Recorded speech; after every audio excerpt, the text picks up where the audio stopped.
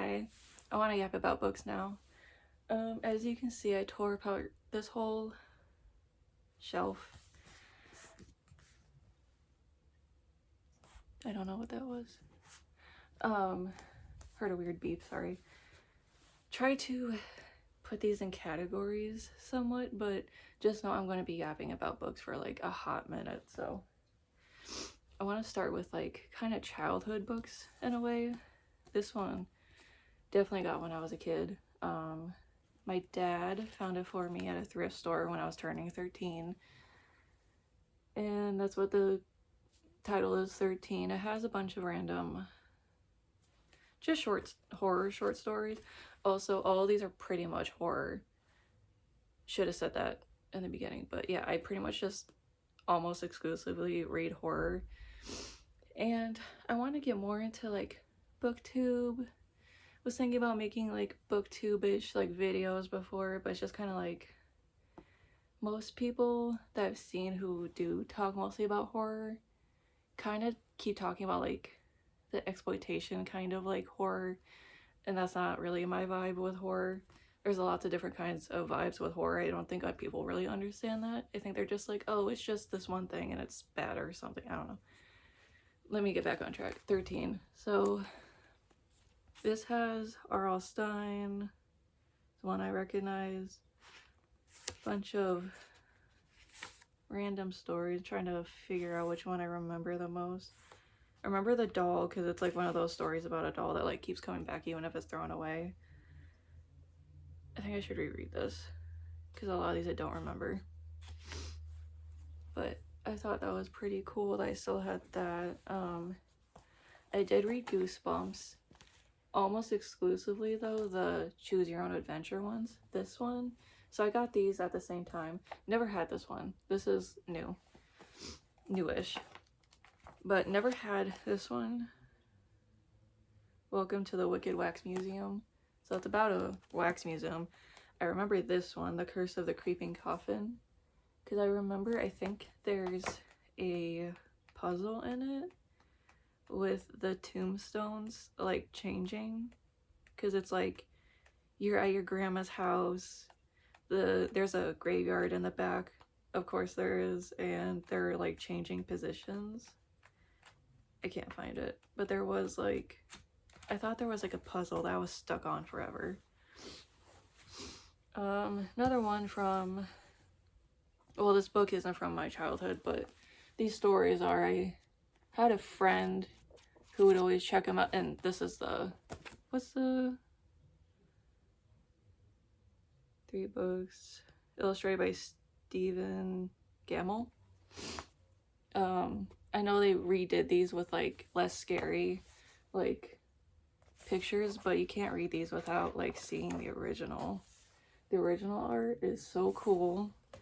It also actually scared me, but I was really into these stories. Let me see if I can find like a recognizable character. They're kind of recognizable. I really liked these stories when I was a kid.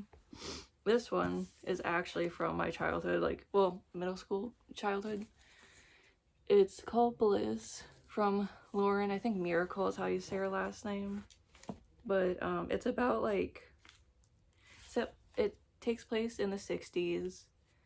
The main character, her parents are hippies and they drop her off at her grandma's when she's like entering high school, I think is her like age range. And I constantly reread this book. I thought it was like the best book in the world. But it's also like, it's in the like YA section, but it's very, I don't know, it's kind of scary. Especially if you ever like had a situation where like you made friends with someone because like it seemed like no one else liked them, and then like, not to be mean, but you kind of like realize like, oh, I see why no one really talked to them. If you ever had that situation, that book kind of like speaks to you. But these ones are also in the YA section, I think. But they would be such good like maybe like A24 movies, or like just kind of like turn on and don't really like pay attention kind of movies. I think they'd be really good for that, because It's called The Merciless. The whole series, The Merciless, and it's just kind of numbered. This is the only hardcover one I have. The rest are paper cover. I like having paper cover better anyway. But it says for mature audiences only. It's pretty much about like a group of girls. One decides that she wants to exorcise the demons out of the other ones, and then it just kind of goes to shit from there. They all beat each other up. It's really fun to read, I think. That means that might seem kind of morbid, but I don't know. It's just kind of like there is kind of like a storyline. Here, let me see the order. So that's 2. They all take place, like all the different books, there's 4 of them. They all take place with like different girls. And not to spoil anything, but there may or may not be reoccurring characters that like, it ends up being like a whole overarching storyline when you don't really realize like the first couple books. And I think it's really the last one that really is just like, it was like either the 3rd or the 4th where it's just like, oh, this is what's going on. That kind of makes sense. Which made me like it kind of better, but it still just would be kind of good for just like, I don't know, kind of like schlocky but fun horror movie, I feel like, at least. Those are by Danielle Vega. She also made this one, Survive the Night, which would also be a good like monster movie, but like just kind of like throw it on in the background, don't really pay attention, or just kind of like watch to because everyone else is watching it type of thing. I think it's like a rave. It takes place like in an underground rave, I think. And there's a monster. That's pretty much it. But it's fun. I think it's fun. I think it's fun when you don't have to like turn on your brain all the time. Not all the time. Funny enough, I had this for a while, and then one of my bookstore trips, I randomly picked this up and completely not remembering that I already had a book called The Survive the Night, but this one's by Riley Sager. It's just kind of like one of those ones where like you want to just know what happens next. It's not even like, oh, I don't mean to be like mean to this author, but I like his books. I'm reading more of them, but I just wanted to shout this one out right now because it kind of just like had the same title. But it's just kind of like the main character of this book, it's like, I think she's like a teenage or college age girl. She ends up getting like picked up by just like a random guy, because I think she thinks he's going to like take her back home from college. And then he ends up kidnapping her, and then it's like, why is he kidnapping her? Who made him kidnap her? Is he wanting to kidnap? And it's just kind of like, ooh, what's happening next? And then the ending is just kind of like batshit. But I think that's why his books are kind of fun, because it's like, here's a premise, here's the problem. Oh, the problem was actually something that like you probably wouldn't have guessed. But I like this one. It's fun to read, I think. These are also like either mid-grade or what I would kind of think are like mid-grade, not necessarily childhood or YA, but I think this one is in the YA section. But I got this at the same, I don't have the other books with me, but they're in the living room. I bought this at the same time as I was reading Illuminae, I think Gemini, and I completely forgot what the last one's called. But those are like, what's it called? I really like books that are like this. Night Film is kind of like it. I also really like Night Film, but I lent it to someone and they never gave it back, so I don't have it in my pile. But Night Film, forgot who the author is. That's also a really good book, but it has like articles in between pages, and like this book is like, it's like a found footage version of a book. Did that make sense? So like all of it, it's like articles, it's like transcripts, it's just like diary pages. Technically Frankenstein is one. I have Frankenstein here, but I forget what it's called. But yeah, it's basically what movies to found footage is. This is like the book version of that. I don't really like this one. I really liked Illuminae, and that's not, well, it's kind of horror, But I really like that series. Well, I liked Illuminae, and then they tried like Illuminae's two main characters as a couple, and they tried to like have different couples in the other ones, and I didn't care about them as much. But this book I just didn't care about at all. I think the dead house is supposed to be like in the main character's mind. If you don't mind me kind of spoiling this, I'm gonna try not to spoil stuff, but we'll see. I just didn't care about this book. I wanted to like it a lot because it has all the like different just like things, but I just didn't care. And then I think nothing scary happens until like the last part where like someone's tongue gets cut out or something. I don't even know. I didn't care. This book is YA, and I really, really wish it came out when I was a kid because I would have loved this. House of Hollow, by Crystal Sutherland. What drew me in as the cover, to be honest, it's really pretty. But, and I thought it was really interesting, just like what ends up happening, because it's about three sisters. Oh yeah, they disappeared for a while when they were all like little kids, and then they all come back like acting weird and like their appearance changed, I think. But I ended up liking what the twist was, but then they made a character seem to be a villain kind of when they were trying to help people around them. Try not to spoil. They were trying to help people around them that they cared about, but they end up seeming like the villain, kind of understandably so, if I remember right. But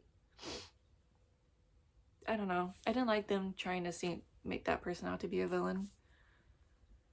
But I like this. I wish I had it when I was a kid because I would have eaten it up. His next one, Bunny. It's kind of another weird one. Who was the author? Mona Awad. Sorry if I mispronounced these names. This was just a fever dream. If I would recommend this to you, and if you've like seen anything about it, you probably heard the same thing. If you like Heathers, even Jawbreaker, what's the other one? There's another kind of like girly movie that's like kind of weird, which is my favorite kind of movie. What is it? Heathers, Jawbreaker. Kind of like along the lines of those movies, sorry. Trying to remember the other one, but it's very, I don't want to say it's not even that weird. It's just kind of like, it's like reading someone's fever dream where it's just like things are kind of making sense. There's a plot, and then it's like, oh, why did that person turn into a straight up animal? I think that's one of the things that happens in here, but it was fun. I liked reading it. I ended up reading that like a little bits at a time every morning going to work because I used to Uber all the time to work. This next one is also a weird one, Black Sheep. I think it's fun. I think people got offended by this because of the subject matter. Should I spoil it? I'm gonna kind of spoil it. It's like a spoiler for like the first like couple pages. The main character, she got out of a cult, but the cult is a satanic cult, but it's very much dressed up as like just like normal regular church, kind of regular church if it was a cult. And I think that's what upset people because the other people in the cult, there's only the main character's mother is like the only one who would like seem like a Satanist. The other ones are just kind of very much like what you would think of if you were like who is a random person who would like be in a random cult that's like, you know, very like God worshipping, but instead of God they worship Satan. And it's like no one's really wearing like black and like red and all this stuff, and I think that's what like offended people about it, but I think it was funny. Again, it's kind of like doesn't take itself seriously, and it's not really saying anything about anything. unless you do get offended by it, then maybe you should look in a mirror and think about that for a minute if this is something that offended you. But I really liked it. I thought it was fun. These next ones are very random and weird. Like, it's getting, like, this is like the pile that's like childhood and then like weird books. I don't know why I plotted it all out like that, but this is just like not even a book. It's just kind of like a fake video game guide by Plastaboo. Where did I buy this from? I think there was a website I went to. I can't remember though. But it's called Vermis. I think there's a second one. I didn't get that one yet, but I just liked the art. Let me find stuff. Oh, even the front page. That's really cool. I just really like the art. I didn't understand. I had to watch like videos about what's going on because I did not catch on whatsoever. But also, like, I feel like whenever I read this, I wasn't paying attention. I really have to just like lock in sometimes when I'm reading. But yeah, I just thought the art was pretty cool. It's supposed to look like an old video game. This next one, I wouldn't recommend it if you didn't watch Twin Peaks, because I feel like if you read this without watching Twin Peaks, you're gonna be like, what the fuck is this book about? It's The Secret Diary of Laura Palmer. There's a lot of scandalous stuff that happens in this book. I would recommend it if you're watching Twin Peaks, as long as you watch the whole like first season, and you would probably not be so like scandalized by what happens in this. But I wouldn't really recommend that for just to pick up and read on a random time. This one traumatized me a bit because, like I said, if you can tell by my picks already of like the ones I like a range of horror, but these are more silly and on the fun side. And like I said before, I'm not really into like exploitation and the book version of that, like exploitation like horror movies. It's okay if you do. I'm not gonna like be like, you're a bad person. I don't think like that. You can watch whatever you want to watch. At the same time, I don't really want to read splatterpunk. The splatterpunk is like the exploitation film like movie or book version, sorry. And I didn't really realize that. I think this is either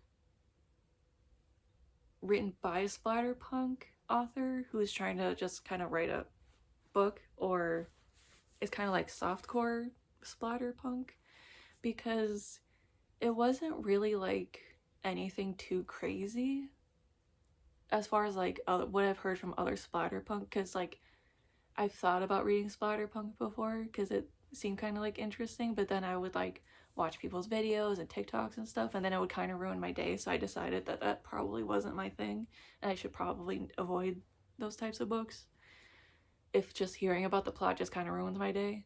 But yeah, I think this is, I don't think it's entirely splatterpunk because it was going fine. The main character is, I'll just say, hateful. But the book doesn't, the book is very much like, yeah, this person is hateful. They're not like rooting for him. They're not like showing him as like even capable or like smart or anything. They're not putting him on a pedestal. But so I was reading this, knowing what the main character was, and I was like, okay, well, I just am interested because I feel like the title is kind of like interesting. If you can't read it, it's I Died Too, But They Haven't Buried Me Yet by Ross Jeffrey. Also, I don't know if this should have been a clue. It's by Clash. Clash Horror is the one who put this out into the world. It was just like, for most of it, it was okay. It was just like randomly gross, and I'm like, why is it randomly gross? Why is the ghost like just like leaving tracks of gross stuff?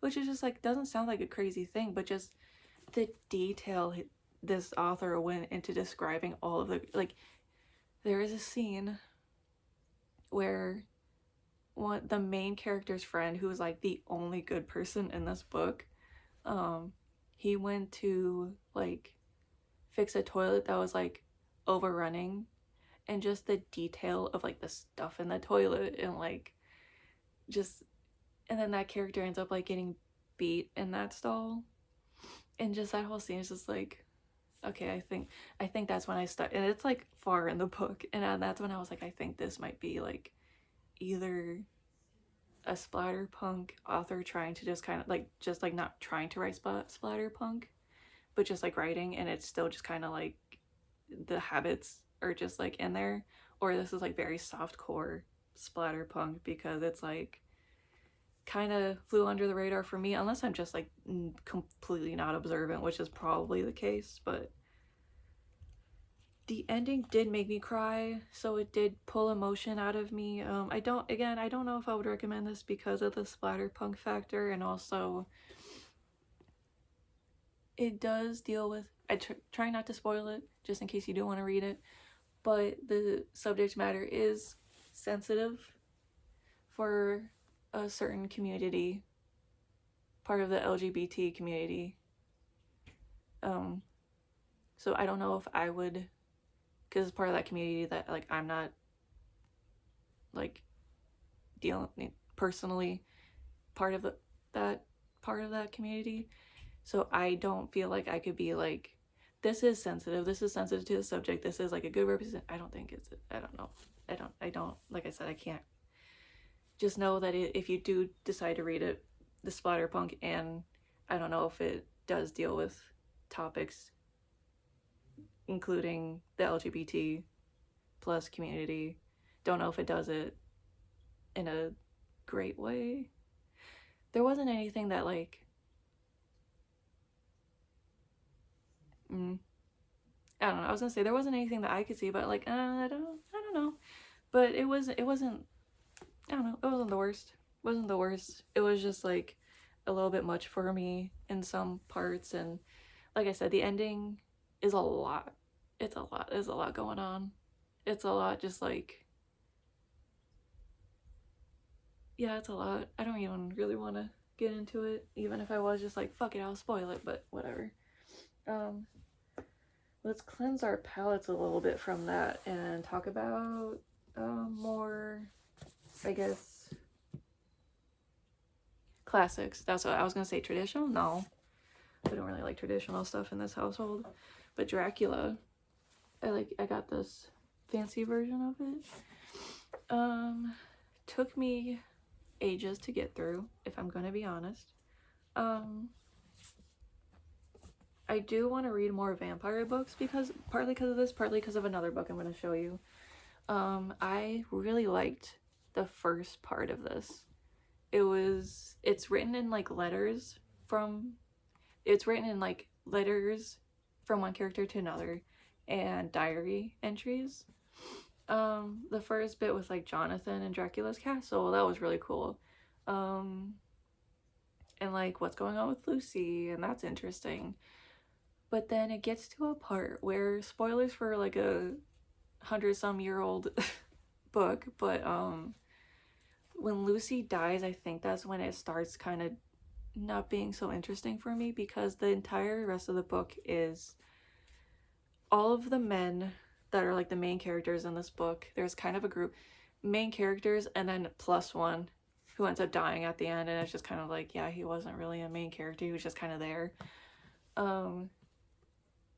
They kind of just keep chasing these boxes that Dracula is like shipping around, and I think it's supposed to be like coffins filled with dirt, I think is the boxes, but basically they keep chasing around these boxes.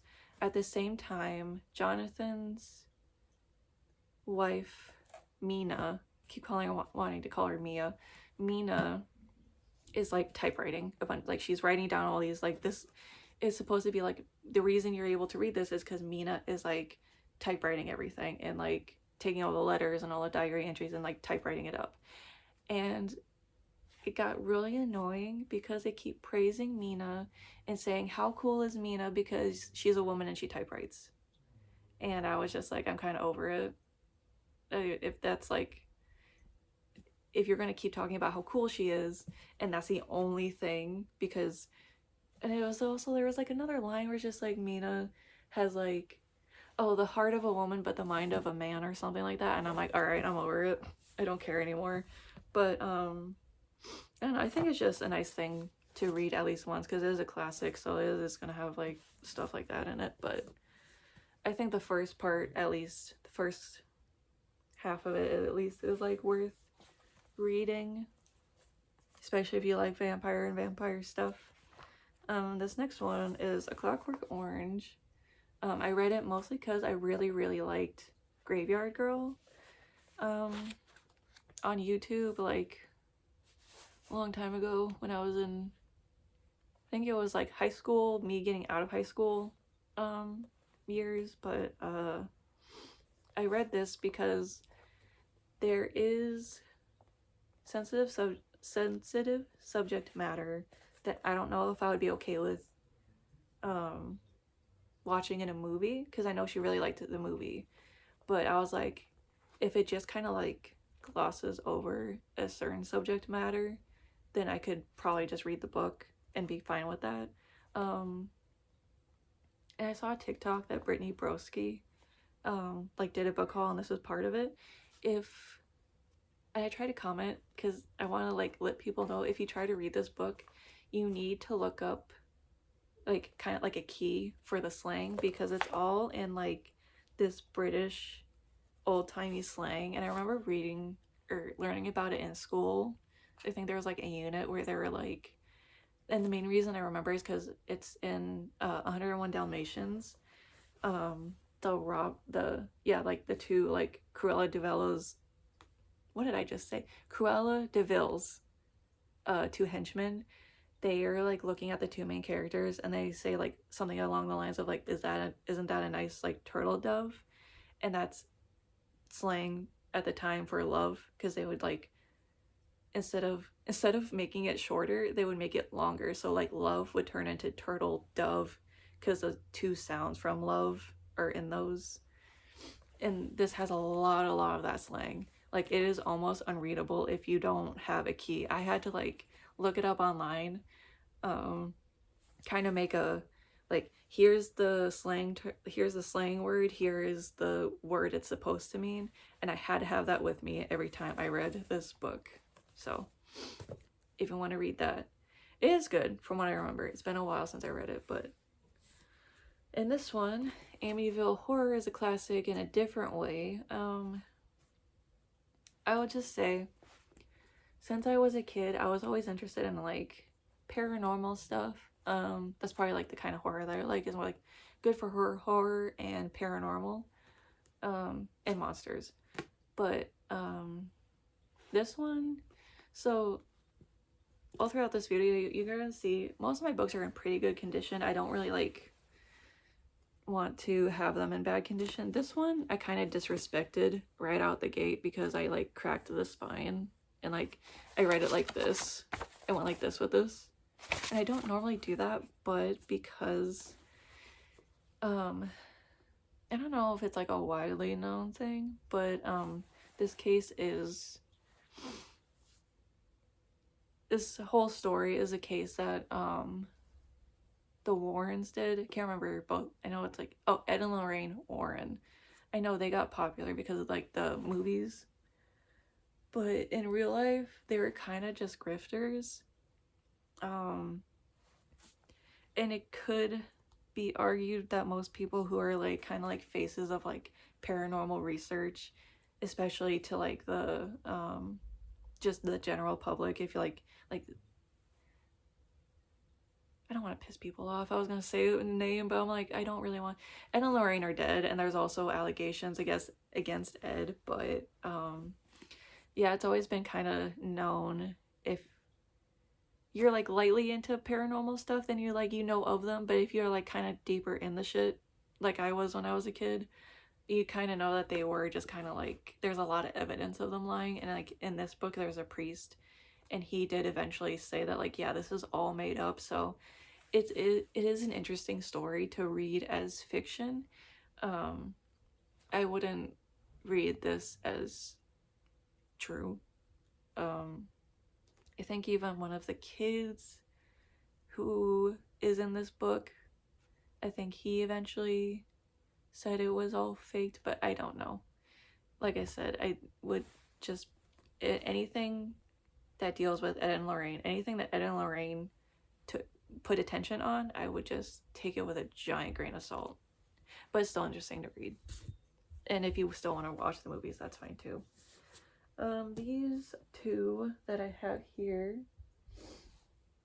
I guess one of them could be classics. This is Don't Look Now by Daphne du Maurier. Sorry, I'm not good with names all the time. But this was just a bunch of short stories.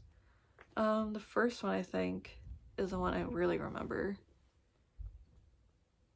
It was about like an evil kid. But this is another one. I'm really bad with remembering short stories. I like reading short story books, but I'm really bad with remembering them. And usually I'll only remember like one. And this one I read kind of a while ago. But I still recommend it. I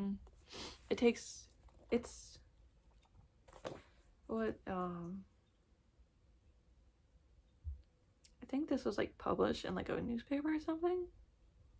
So it's kind of like horror, but like for a long time ago. So it's not like in your face. There's no like gushing blood or anything, but I think it was fun to read. This one, American Housewife, was recommended a lot. I feel like a while, like years ago on Booktube. There is one story that I really remember, but it's very cheeky. It's very, like this first one's called What I Do All Day. I don't remember a lot of these. But I know it, what does this say? Inspired by Beyonce.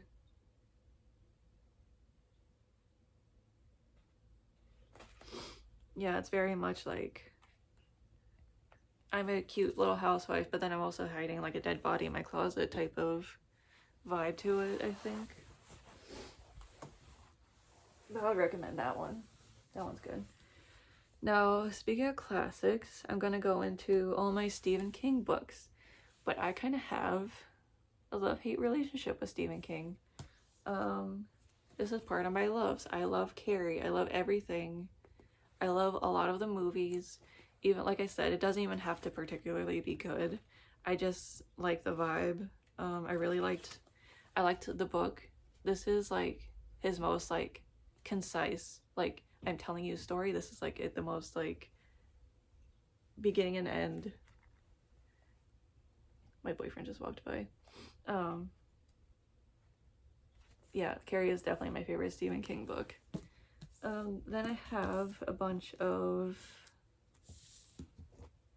I haven't read this one yet. I should eventually. I have a bunch of short stories. The Night Shift doesn't have any that I really remember. I kind of remember Graveyard Shift. I remember liking this one. This one, oh, it has hair on it. This one, Nightmares and Dreamscapes. This one's called Night Shift. I like that one. This one had a story. Dolan's Cadillac. Oh my god, is this so detailed? I am wondering if Stephen King actually buried somebody in their car, because that is what this whole story is about. Dolan's Cadillac is a man trying to get revenge on another man. So he has this whole plot to bury a man in his car as he's driving it. And it is so, the most of the story is the prep for this and like the just planning stages of this whole plot. And it is so, like I said, it's so detailed. It's so like, I would not have thought of this unless I actually did it myself. What are you doing? Like I said, the rest of this I don't really remember. I distinctly remember this one because I'm like kind of getting fatigued just like reading all this detail. Speaking of getting fatigued, Salem's Lot I read. Don't remember most of it. I know it's coming a movie is coming for it, but, and if you can see how thin these pages are, it is like a Bible, because, how many pages? Oh my god. Oh my god. There's so many pages. There's an epilogue, sorry, hold on. 653 pages. I picked it up thinking, oh, this doesn't seem too long. Joke's on me. Stephen King thinks he's funny. Also, I read It. Again, I don't... How many pages? How many pages is that? Oh my god. 1,000. How did I read them? There's another epilogue. God, you couldn't pack as much information. Hold on. There's the acknowledgements. Let me go to... Yeah, it took like 5 years for him to write. 1,153 pages of this. And it was interesting. There was some good scary parts. There were some parts where he described, I think her name is Beverly, sorry. There was parts where he described her as a kid and it was kind of uncomfortable. And then there is another infamous uncomfortable scene that I completely just barely even skimmed. I was like, I don't want to read this, I don't want to read that, I don't want to read that part. It's, my cat is going to destroy my whole... Stop chewing on wires. Stop. I also have Misery. I need to read this. Has this wonderful picture of him though. I thought that was funny. Got a DNF. I have one official DNF that I have yet to return. It's probably way past return date. I also don't really like returning stuff. But and a lot of you are probably going to tell me what the fuck is wrong with me, but I DNF'd this, House of Leaves. Not because it's too weird, but I wanted to read about a freaky little house that was like weird. I did not want to read about a freaky little man that was getting freaky. So that's why I DNF'd that. I just wasn't in the mood for that. It's just, I wasn't in the mood. I'll probably pick it back up, but eventually. Let me go into these books. I haven't read them. I don't know if I'm going to. They're falling apart. It's okay. Because sometimes me and my boyfriend like to go to this mall in Illinois. We don't even live in Illinois, but there's a mall there that's gigantic. We like to go there sometimes. And they don't have a Barnes & Noble, but they have a Second and Charles, and that's a bookstore if you don't know, because I didn't know until I saw one. But they have like a lot of used stuff and new books, but and just like collectible stuff and music stuff and some instruments too. They have a lot of random stuff. It's a big store. But I started finding some really cool paperbacks that were like really old. And like I said, they're kind of falling apart, but that's kind of... Sorry, that was my cat. Church, go do something else. I'm gonna put your cape on you. Sorry. But yeah, this is one called Whispers. Like I said, I might read it eventually. Oh, I saw the tag on it. I just like the color, and I thought the face was interesting that goes into the word. And that same author, I found this at Half Price Books, but it's by the same author, and I don't know if you can tell, but there is like a face kind of embossed in the cover. It's like a little girl, because I think this is like her hair right here, and that's her. Kind of looks like a doll or a girl or something. And then this was also from Second and Charles. It's called Mine. The story seemed kind of interesting, but I also really like the cover. I just thought, it's like a ripped blanket with a person looking through it. And then these last two are like really cool. I really like these ones. This one's called Nightstone. These ones are also all taped up, so I don't know if you can tell, like, this is all scotch taped up. But again, I think that adds more charm. This has like a lenticular, I think, little section right here with a face. I don't know if it's lenticular because it doesn't really change. It's just kind of shiny. And there's a face in it you can barely see, but she's holding like a doll. I just think that's really cool. And then this one, I already had. I kind of didn't realize this was one I had. But that Nightmares and Dreamscapes book that I have, I found a way prettier cover. It's all scotch taped up also, but it is so pretty. I really like stuff with moons and stars and suns on it. I think that's really pretty. I kind of felt bad because I was like, oh, I don't know if I'm ever gonna like read this. But, oh, this person, I didn't realize that page was kind of dog-eared. I wonder what they were reading. It's Dolan's Cadillac. Yeah, they got through.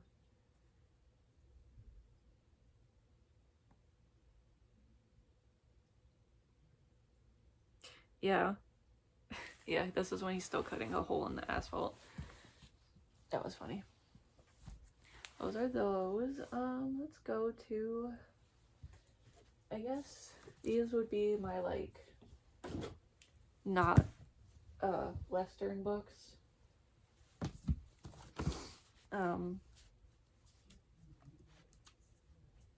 Yeah, I don't know how else to describe this category other than it's just authors not from America.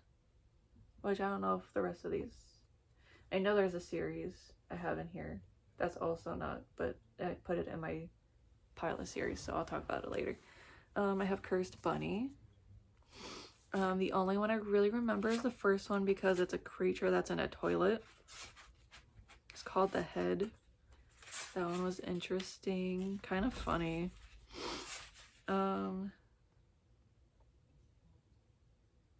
Yeah, just on title alone, I kind of only remember the toilet one.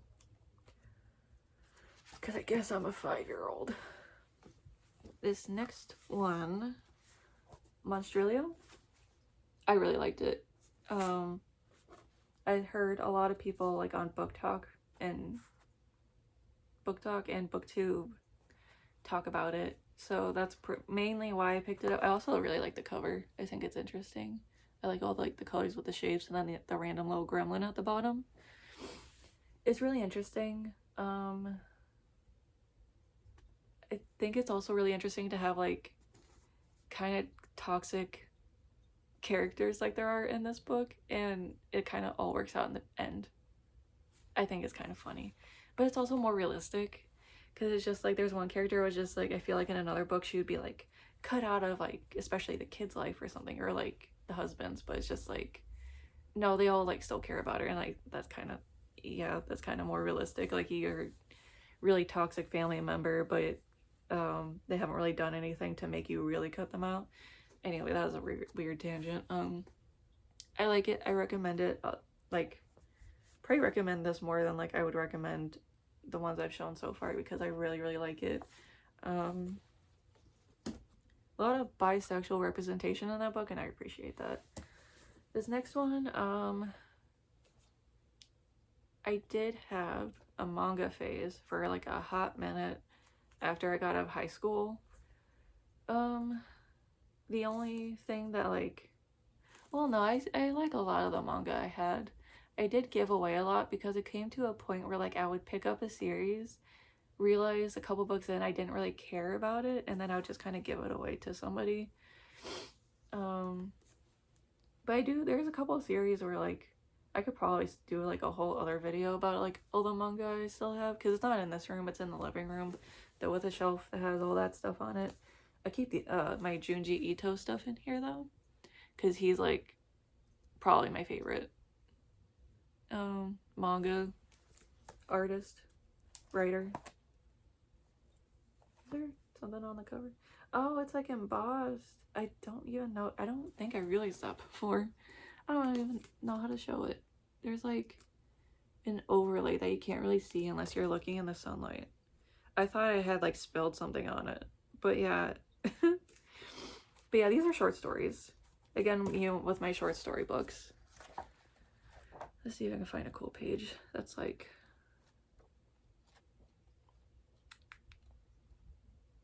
Doesn't have nudity though. Don't think it... That's kind of creepy. I don't remember this one though. I gotta reread some of this stuff. But I think I started with Gyo. My boyfriend tells me that that is like the Japanese word for like the sound that fish make. Sorry, I'm not used to talking this long.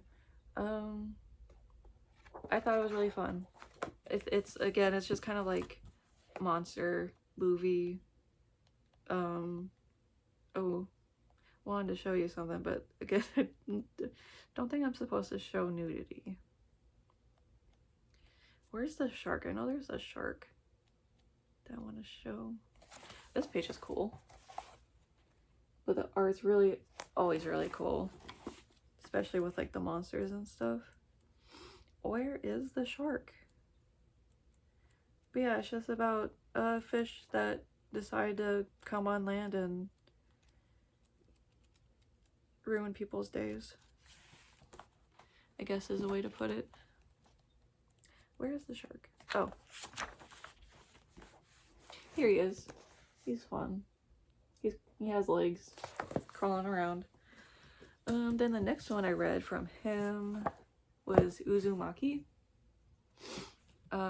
Had me looking at spirals, not the same as I did before. I was a little freaked out by them, to be honest, after I read this, because I was like, a horror like story about spirals, like, okay. Actually did kind of freak me out. But my favorite, like I said, I love good for her horror, and it took me a while to read this because I didn't realize it was his own book. Well, it's kind of a series of short stories about the same person, but I thought it was like a short story that was like in other books, like the Fragments of Horror one. No, it's all by itself. It's Tomi. It's probably my favorite of his stuff. I really like all the stories in it. I think the concept is really interesting. Just kind of just like a mean girl who will not go away.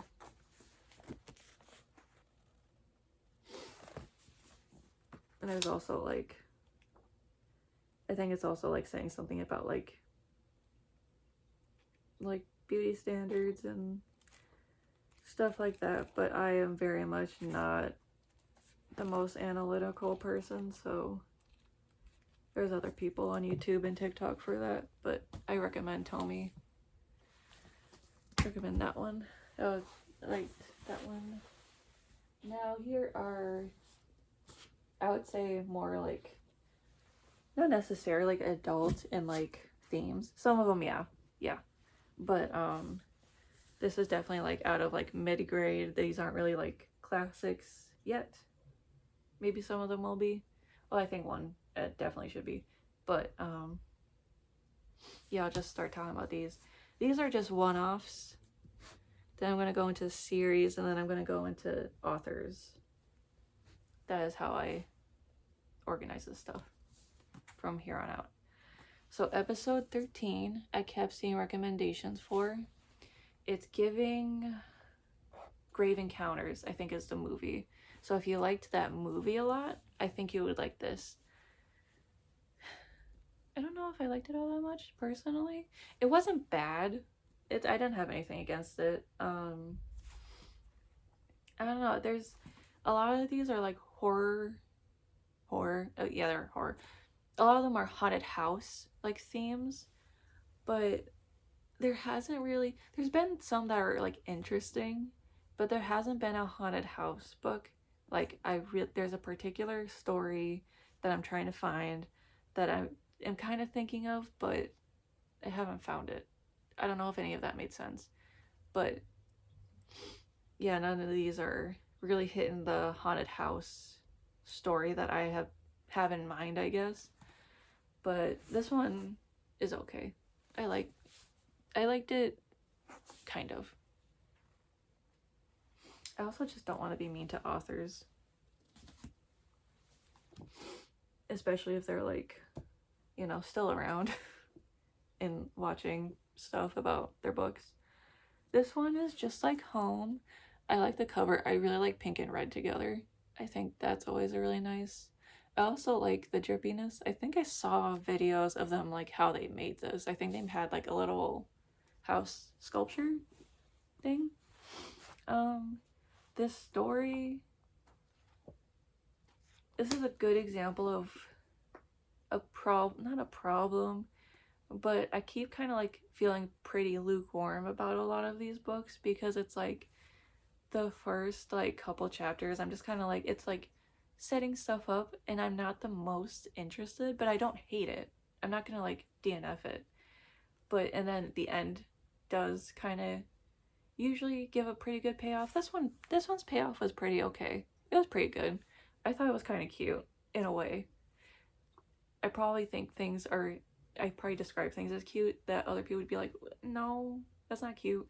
But I kind of thought the ending was, yeah, I thought it was cute. I don't know. They personified the house and I thought it was cute. This one is if you want vampire book recommendations, this one, I read it after Dracula. And I almost put it off even more, and then I was just like, you know what, I'll just read it. People said it was good. But I liked it a lot more than Dracula. I think it's supposed to kind of hint that it's about like Dracula and his 3 wives. It doesn't ever... Oh, the back does call him Dracula. In the entire book, she never names him, because it's like diary entries from one of the wives, like the first one. And it's really interesting. Again, lots of adult themes, so don't read it if you're like not into that, or if you're a child. I think there's a trigger warning page, which I don't care if people get annoyed by it. I appreciate it. Yeah, there's a trigger warning page. So if this is helpful to anyone, if you want to, because there are topics that I do want to avoid, personally, but this one never really, like, this one never upset me too much. I thought it was fun. I thought it was a really fun read. I thought it did Dracula really well. And it was like one kind of halfway spoiler, not really spoiler, but just a detail, because they never ever mention like Jonathan Harker and Mina, and like they never mention like what the events of Dracula, except for one like throwaway like line that was like something about like, oh, you should have seen him when he was really mad about those awful Harkers, and like that whole, they just like described it as like a little annoying time in their life, like a little like annoying like event that was like nothing, but apparently Dracula was very upset about it, and it's so funny. I want to know what their version of those events were. I think that would be a really like fun sequel to this, but that one was a really good book. So now we're getting into series that like most of these I read like 2 out of 3 books. So this first one is A God in the Shed and Song of the Sandman, and there is not a third one yet. There probably should be. If I remember right, it did kind of leave off on a cliffhanger. Definitely didn't tie up everything, but these books, I have a way to describe them that makes sense to me. I don't know if it's going to make sense to everyone, and if the author, J.F. Dubois, if you watch this, I do not mean this in a disrespectful way at all. It kind of is giving if Lifetime tried to do horror, but not in like it doesn't, some of the main characters are women, but it's just like, it's not meant to be in like a, it's like I could see this in like one of those random daytime movies that like would run on like Lifetime or like Hallmark. Maybe not Hallmark. I thought Hallmark did kind of have edgy times, but it's like, I don't know. It's like one of those movies that like your mom would be watching, and then you're like, what are you watching? Like, why are you watching this? This is so weird. And then you end up sitting down and like getting interested. That's what these are giving. There is some paranormal parts. Some. It is like the title says, there is like an entity that ends up getting locked in a shed by a child. It doesn't even take place in like one person's like point of view. It's like it jumps around, so it's like this whole town is like all connected with all these like weird things that's happening with like this entity, and pacts that people have made with this entity, and the ways that those pacts have gone wrong, and cults that have come out or like have been made for this entity to like, you know, worship. But they're interesting. I like them. Once the third one comes out, I'm gonna be reading it. So, this next one does have a third book out, but I'm waiting for the paperback because it's gonna be really weird if I have the first two books as paperback and then the last one as hardcover. But it's My Heart is a Chainsaw and Don't Fear the Reaper. I do like these books. I have the same author, Stephen Graham Jones. He wrote The Only Good Indians. I think that's the title. I have it on my iPad in the books app. I haven't read it all the way through. I think I got like the first chapter. But I read these two and I liked that this kind of had the same like it set up everything in the first part, and then the payoff in the last couple chapters were worth reading all the angsty bullshit that the main character is like talking about.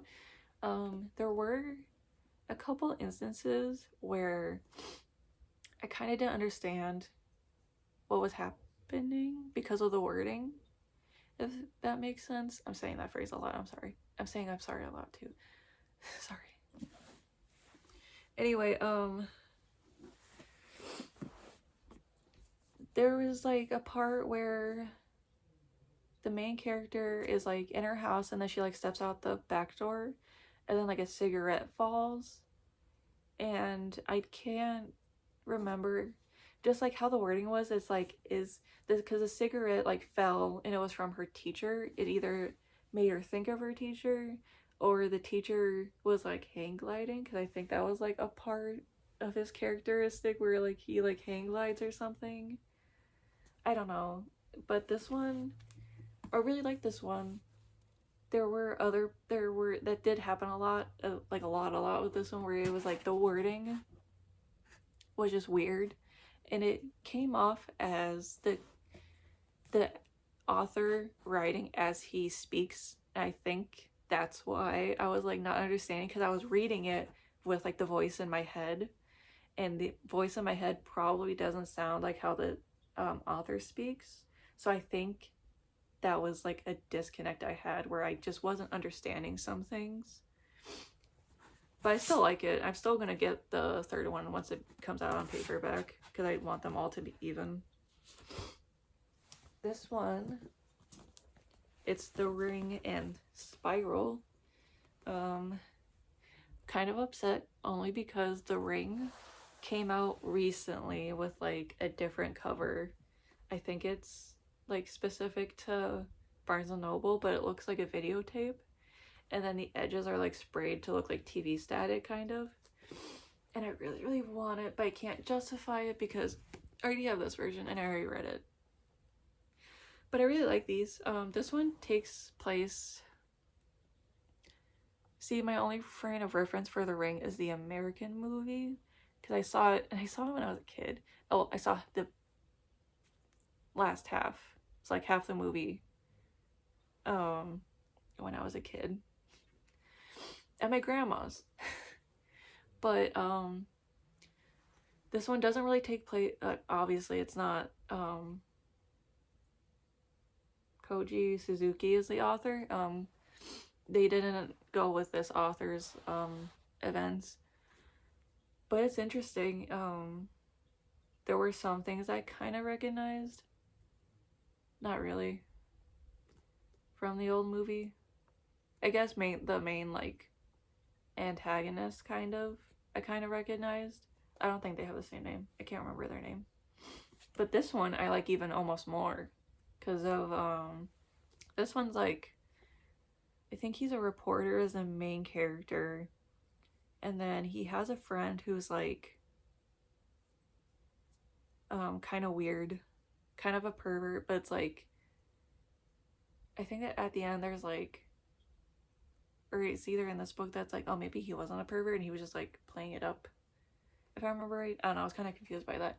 But this is like the reporter like finding the videotape and like unraveling that whole mystery, and that like this is like a good like mystery book almost, because it's like the entire time he's just like solving the mystery of this videotape, but there's the horror aspect of everyone is dying and they can't figure out, like the first part it's like he doesn't know about the whole like 7 days thing, and it's interesting like him trying to find out, trying to solve it so that he doesn't die and his friend doesn't die. And I think there's also, of course, there's an incident where like his wife and kid might have seen it too.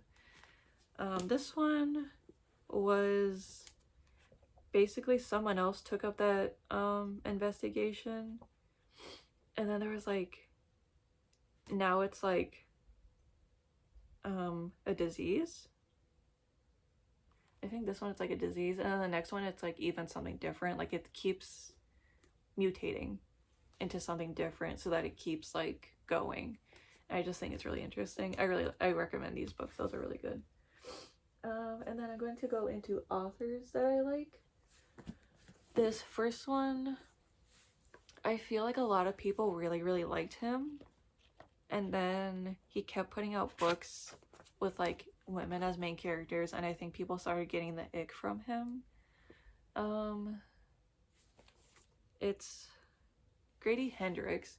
This one's really good. And it's also like, it looks like a manual. It's all in blue ink. And then where's the beginning of like the chapters? Oh yeah, and then the beginning of the chapters looks like, you know, a guide to start like making this.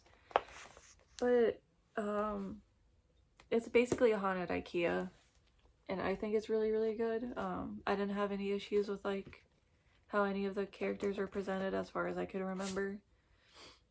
Kind of falls along the whole, what I was trying to describe, the whole like, see, look at that. There's a lot of detail that I like in there. The like found footage but for books. So this looks like a manual, and it has like pages where it shows stuff. Like these are like documents that it shows. I don't want to show too much because it might be a spoiler for that part. But I really liked that one. This next one I got mostly because the cover looked cool. It's My Best Friend's Exorcism. Kind of looks like a VHS like cover. I really like her, and then like this. And these scenes do happen in the book, which is also pretty cool. But I don't remember liking the book that much. I remember like taking a while to read it.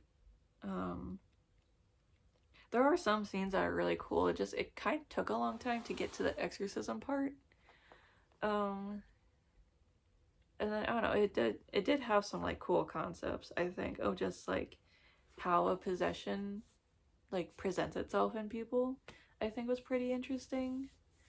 I don't have it physically, but I did read, what is it called? It was like the Southern Women's Book Club.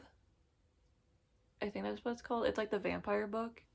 I think that's when people started saying that they were like getting the ick from him. But I remember liking that book. I don't remember having like an issue with how any of the characters were presented. I feel like he like kind of got the like, but I'm not from the South, so I don't know, but I feel like he got like the vibe of like how the wives would like interact with each other and how they would be. And I thought it was just interesting, just like the whole concept of like there's somebody kind of like invading the neighborhood and like your whole social circles, but you can't say anything because everyone's gonna defend them because they're like charming. And then there's also a scene where the main character breaks into a house, and it's just like those scenes always get my heart racing when someone's like breaking into a house and like they have a reason to be there but no one's believing them, so they have to like go in and like, I don't know. I just think those are fun. Books with those scenes are fun. Then my next author that I like is T. Kingfisher. He wrote or they wrote What Moves the Dead and, sorry, I'm reading in the thing, What Feasts at Night, these. And then he also wrote A House with Good Bones. I really like this cover, by the way. This is such a pretty cover. But he is so good at like just picking out a random person and just doing like a character study on them and then like writing a story with them. Because these two, it's very, very like, I forget where the main character is from, somewhere in Europe. I want to say Scotland, but oh, and then there's also like drawings. Oh, so there's little drawings in there. I think this one has a moth. I don't know, I just think that's really cool. Sorry, I got completely distracted because I remembered this one has a pretty moth in it. And then that's really pretty. But yeah, the character from this is a man, a soldier, Alex Easton. The remote countryside of, I don't know how to say that, Ruritania. That's as best as I'm gonna do. Yeah, he has a British mycologist, American doctor. Doesn't say where he's from, because the main character is just like, he's always talking about like his hometown, and it's like a village, and the different like this one I think is saying, oh yeah, there's a priest in this book, and the priest in his culture has their own pronouns, which is really interesting, I think. And if you're going to be mean about pronouns, please leave. Anyway, back to the story. So yeah, he just talks about just like random stuff like that, where it's just like, oh, I remember like this from my village, but it's just also like realistic, where it's just like my village is kind of like dying, or you know, just kind of like how you would talk about your hometown probably, where it's just like, yeah, it was so fun that we did this and this and this, but too bad it's kind of like a shithole. But yeah, that's how he talks about it all the time. He talks about being a soldier a lot, and then a bunch of weird stuff happens to him, and I feel like people don't really, because I feel like I've heard a lot of criticism, especially of this book. This one has a really cool scene towards the end, but this one I feel like a lot of people get bored, and I don't know, I just think it's really interesting that like they're really like, there's also a lady in this one where it's just like the main character is staying with her with a couple of his other like people that are like staying with him, and like trying to like solve this thing that's going on, because this is based off the fall of the House of Usher, and I don't know if that story originally had like a fungus situation happening, but this one does, and I think it's fun. But and I don't know if this continues that, or if this is just like the author kind of keep going on their own with stuff, but I really liked it. There was a character who, to finish my last point, she's very like, I don't know, she just reminds me kind of my stepdad's mom. My stepdad is Scottish, so she is very, very Scottish. She still has her accent. Been living in America for like a long time, still has her accent. And just kind of reminds me of her, just like grumpy, tiny lady. And that's what she is. And I think it's really fun to read about that, to be honest. And this, so like a soldier from like back in the day, Europe. This is American woman. I think she works with bugs. Can't remember what that's called. Entomologist? I think it's an entomologist. But also like the main character in this book, like I could point to someone on the street and be like, that is what I feel like this person would be like, because it's just like, I don't know, she's really like, she would be someone that I would want to be friends with, because she just like seems like very like fun, but it's also like, hey, I need to go take a nap right now. But this is another one that like set up a bunch of weird stuff was happening, and then it like the ball starts rolling, and then it's like more and more weird, and then it just like kind of like really, really gets weird at the end. And I think it's really interesting. Again, haunted house, but this got kind of closer to what I want in a haunted house. There was jars of teeth. There was weird plant life, weird bug stuff happening. So this was getting really close to what I wanted in a haunted house.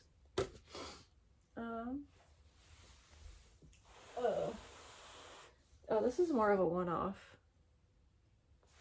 I don't really have more from this author, but I really, really liked this book. It was very witchy.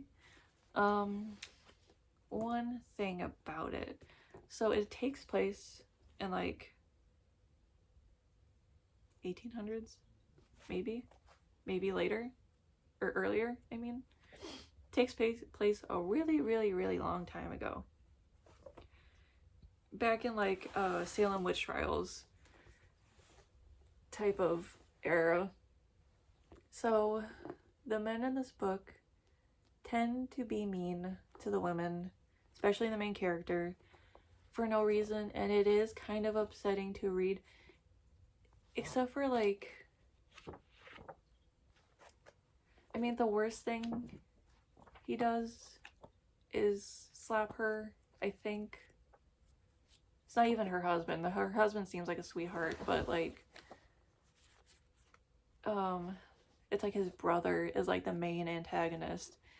And it was, I think I could read it now and be okay, but just that during the time when I was reading it, I was kind of around a lot of people who like, I was kind of slowly learning, were like, oh, I think you're kind of sexist. Like, you're saying a bunch of stuff about women, and I'm like really over it. And then I was reading this, and I'm like, I'm kind of over it. But again, the ending, I love the ending. The ending is very bloody, so if you don't like that, then why are you watching this video? But the ending is beautiful. I loved it. The very last chapter is so cute, I think, even though they're probably about to commit more murder, but I think it's really cute and I really like it. And it's very, like I said, witchy. There were and the other parts of it I didn't like, where the other main character, I think he's called Slewfoot, he was going on like, it was very angsty boy spirit journey. I was kind of over it too, but it's kind of interesting. But it's all worth it for like the last couple chapters. It was all worth it for all that. This is my other Riley Sager book that I have finished and read. Wow, what a loop. I kind of called it. There is a detail about the main character that I did call out.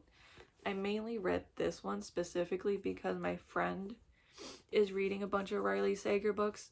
She is way ahead of me at this point, I think, because she's read at least one or two more that I have on my TBR list that I'm about to show at the end.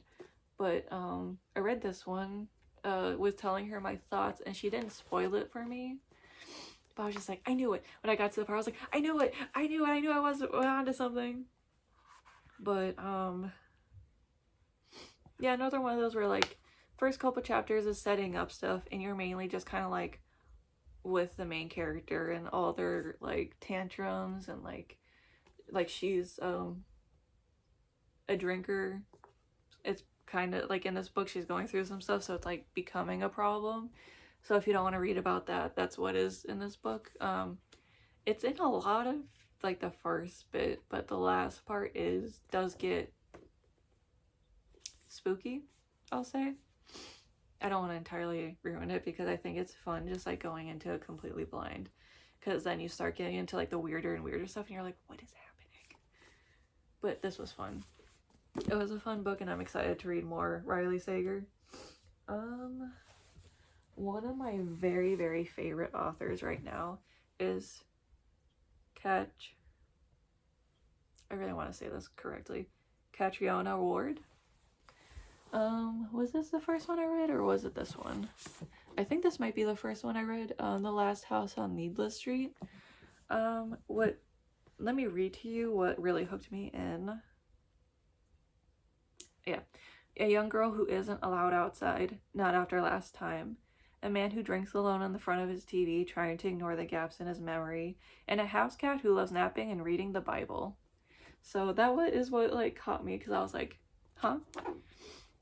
This threw me through such a loop. Again, it's one of those ones that like just keeps you guessing, and it's just like, I guess I like horror and mystery together, because it's very like a little girl went missing, and you're like the entire way through you're like, what happened with this person? Then there is a character who's kind of like explaining what happened to her, and I'm not entirely sure if that character is real because of how their storyline ends. I don't know if that person was even real to begin with, so I don't even know the story that you learn through them is even real. And that's why I love this book. It's so fun. And then I read Sundial.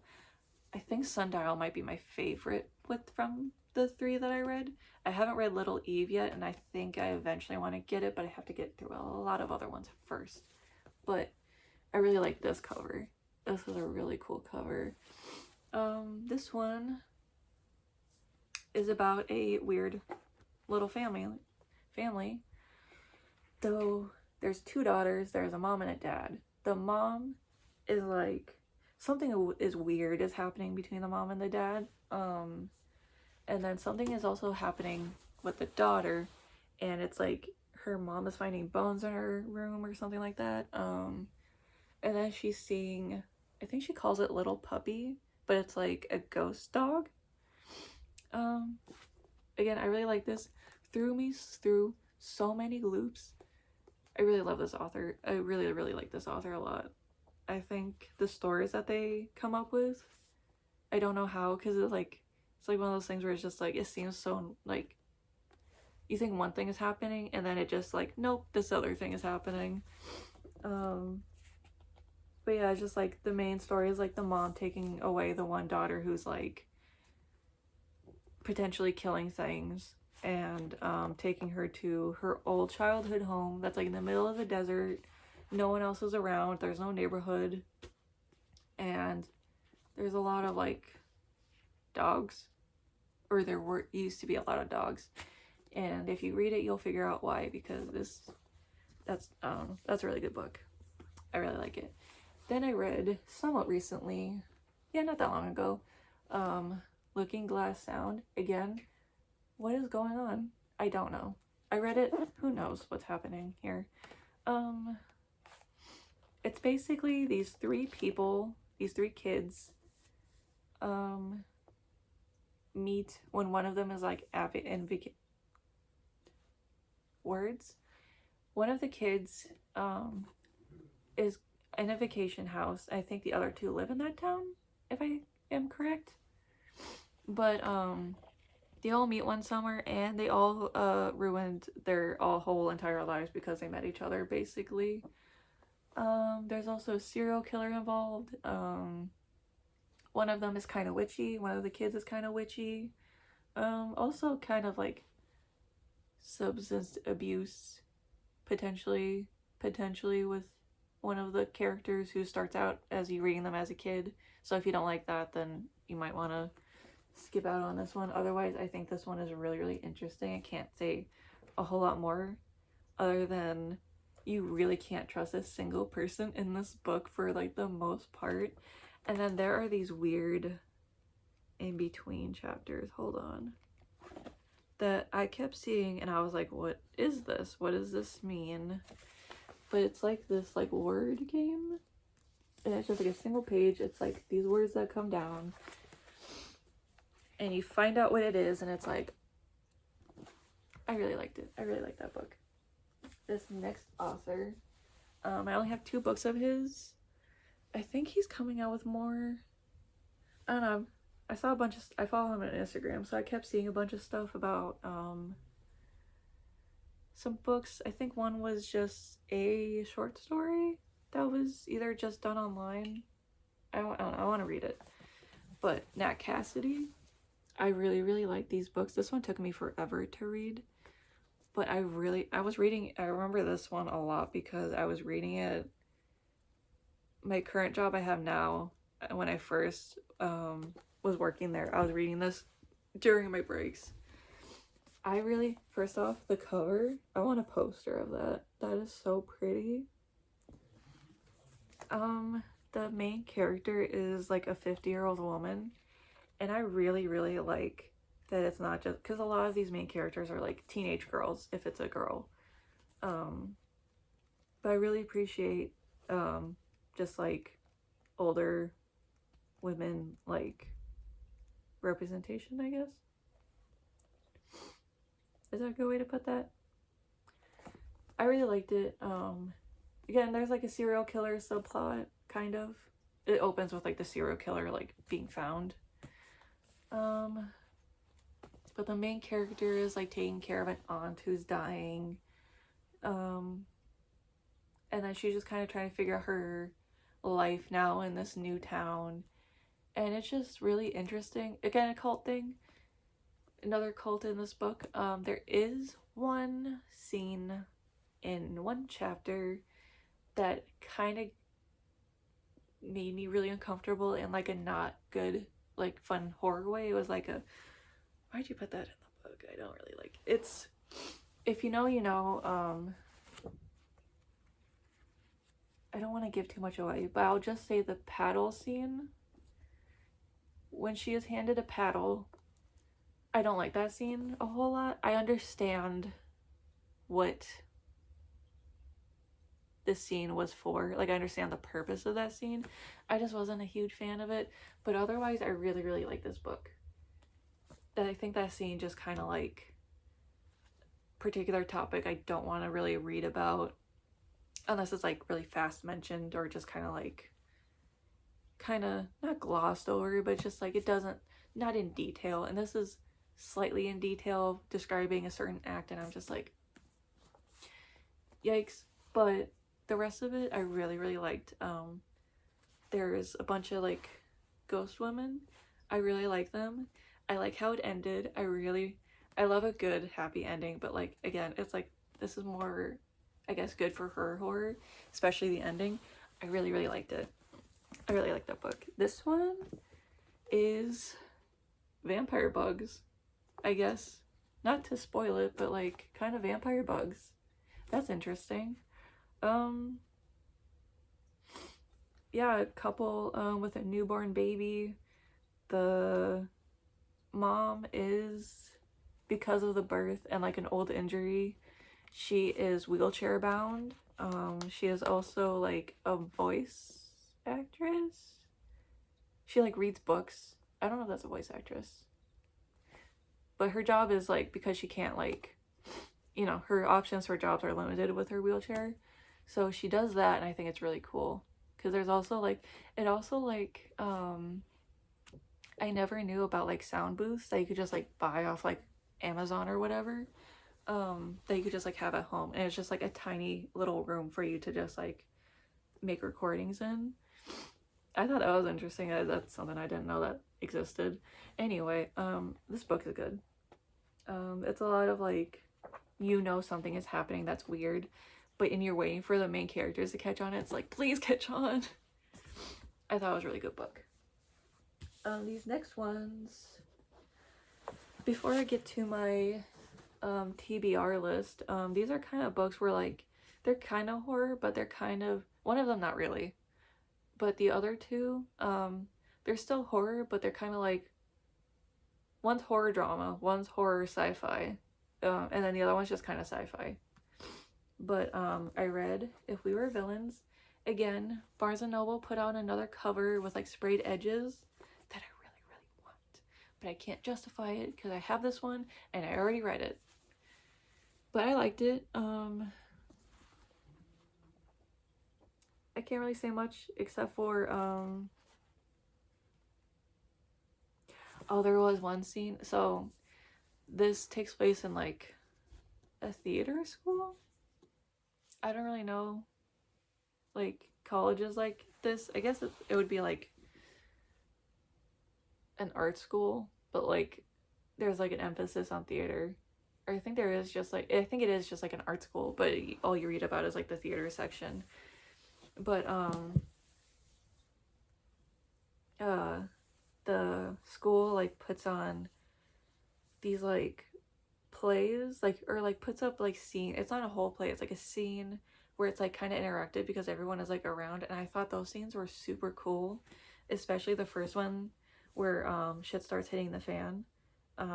It's like, I think it's Macbeth that they're doing a scene from with like the witches, because like the girls who are playing the witches in that scene like come out of the water, and then it's like also at night and everyone's watching them, they're on like a beach.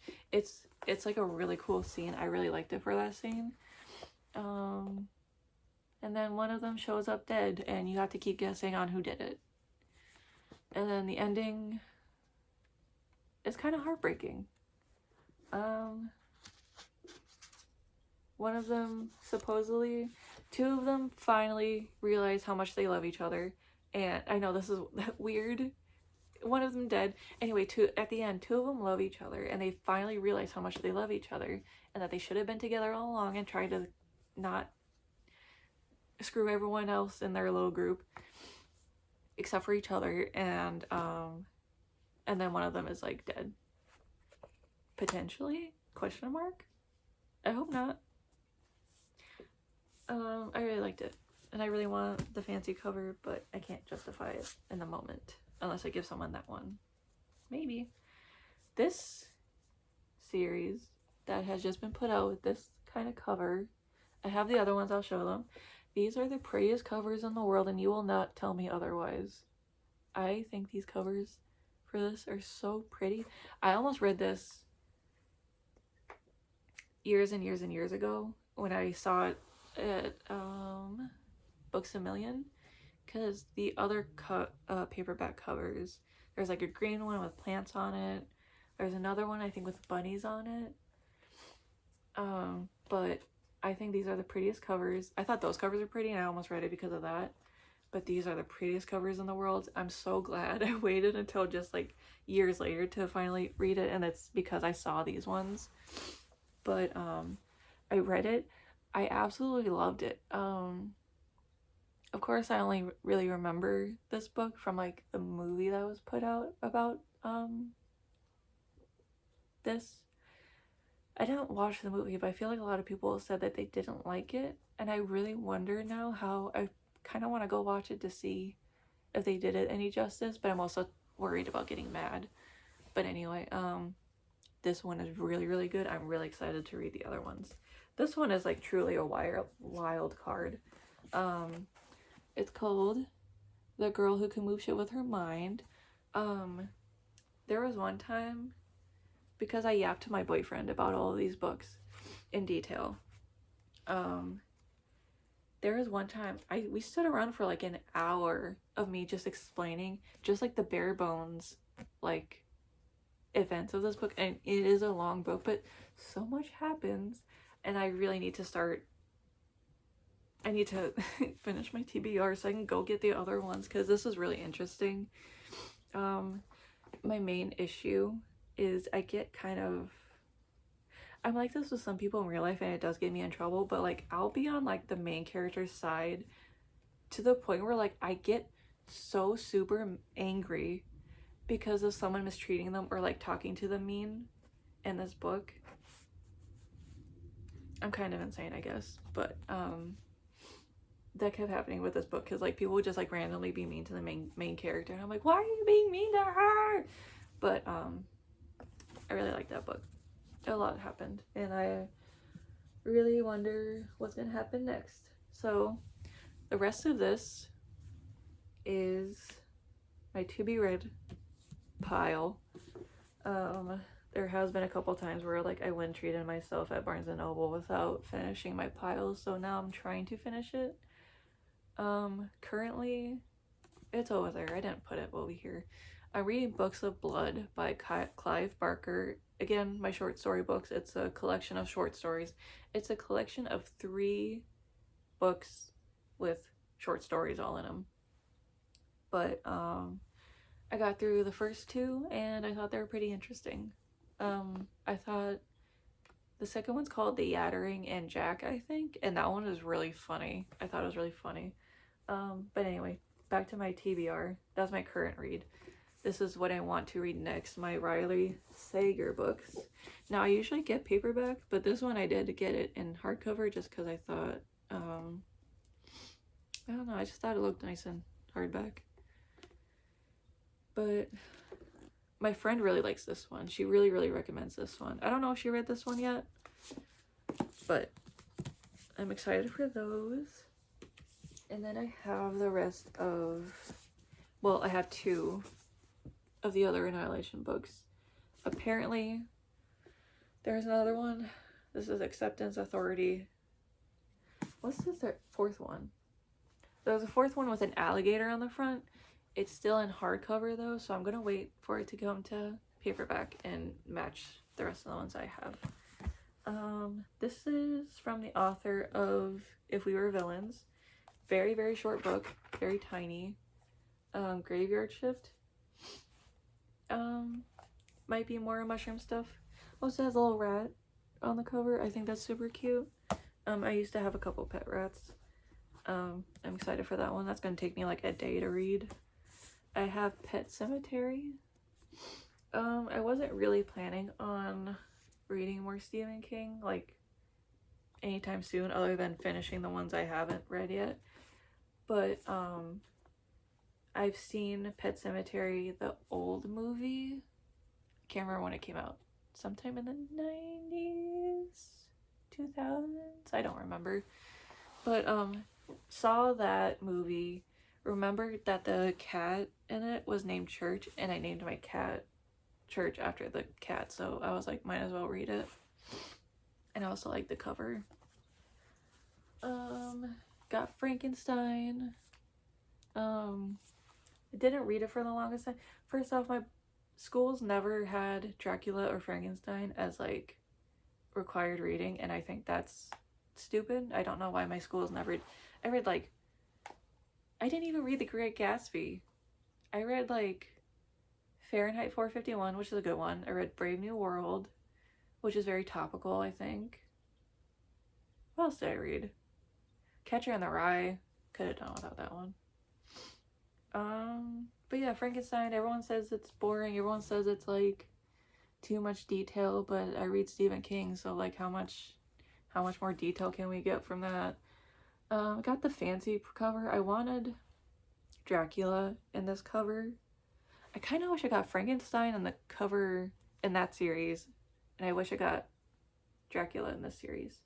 But oh well. Oh well. Then I have, I heard a lot of good stuff about this one, Dead Astronauts. It's by the person who wrote the Annihilation series, so I'm excited for this one because I really, really liked Annihilation. So, don't really remember what it's about, but the cover's really cool. Another Riley Sager. I heard a lot about this. So I bought this before I bought the other 3 Riley Sager books. Besides Survive the Night, I bought that one way before. Bought this one, and then my friend was like, I'm reading all the Riley Sager books, and I'm like, me too now. And I used my Christmas money to buy the other 3. Excited about that one. Hi, church. I was just talking about you. A Botanical Daughter. This is just like another wild card. Like I picked it up and it like looked in, the cover was interesting and the synopsis was really interesting. And then I've seen, I think a couple times on TikTok, people talk about this and say it's a good, like, I think it's another like mushroom or just kind of like botanical horror thing, which I guess I really like now. But I'm excited to read it. And then my last one is the 3rd one to the Ring series, Loop. Really excited about it. Yeah, this one is more the, I don't know, the curse or whatever that's like going through all these books looks more like a disease more in this book, I think. Yeah. But that's all my books that were on this shelf. I have more. I just wanted to yap about like stuff. I might make more like Booktube videos if I feel like it. We'll see. But thanks for watching.